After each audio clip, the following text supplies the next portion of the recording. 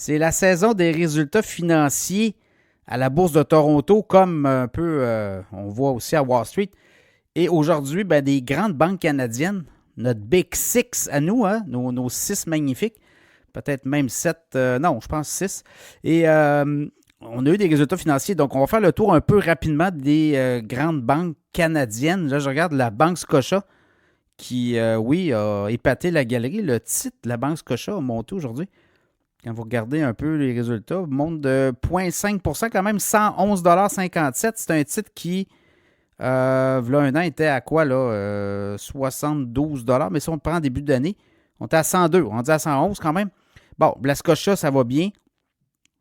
Si vous regardez un peu les résultats financiers, 2,63 milliards de profit. On avait eu 2,03 milliards. Donc, vraiment, on a bien fait là. Ça fait à peu près 2,2 $ par action de profit. On attendait un petit peu moins que ça.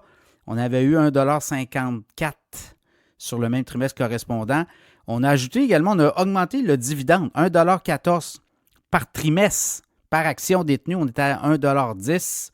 Dans le cas de la Banque Scotia, ce qu'on dit, c'est que oui, l'économie canadienne, ce qu'on voit, c'est qu'on est en train de faire le virage. Oui, c'est dur avec les Américains, mais éventuellement un accord de libre-échange et éventuellement des investissements. On dit que de plus en plus d'investisseurs de l'étranger s'intéressent au Canada. 9,84 milliards de revenus.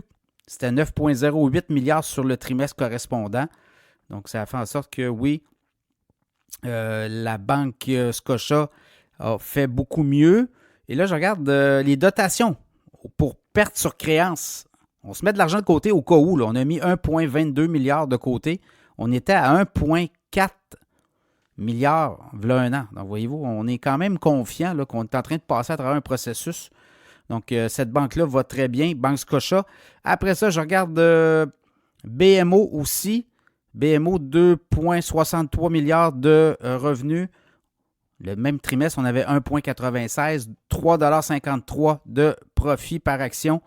On avait 2,50 $, donc on a battu les attentes des analystes. Chiffre d'affaires, 9,57 milliards, contre 8,68 milliards là aussi. Perte sur créance, on a mis 739 millions de côté pour le trimestre. On avait l'an passé 1,05 milliard. Donc, voyez-vous, là aussi, on commence à réduire les pertes pour créance. Est-ce que le pire est passé? On le voit. Alors, pour la banque BMO aussi, le titre de la BMO a monté aujourd'hui de 0,9 %, 1,89 $ de hausse, 225,53 $. C'est un titre qui, en début d'année, était à 181. Et la Banque nationale, qui a quand même connu toute une performance, là, si vous regardez le titre depuis un an, puis même depuis, je vous dirais, début de l'année, 173 $. On est rendu à 203. On était à 212 en début de semaine. La Banque nationale va bien aussi, là. Alors, on peut dire que nos banques se tirent bien d'affaires.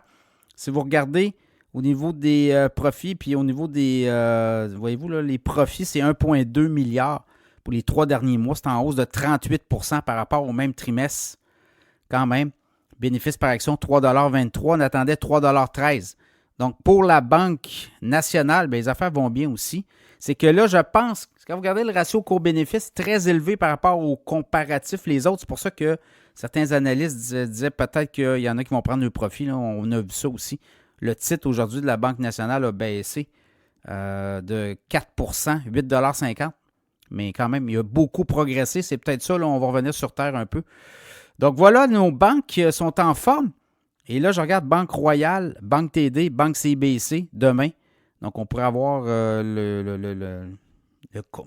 l'espèce de paysage complet, là. Mais quand même, on a quand même des très bonnes banques. Dans le cas de la Banque nationale, le dividende est à 2,43 %.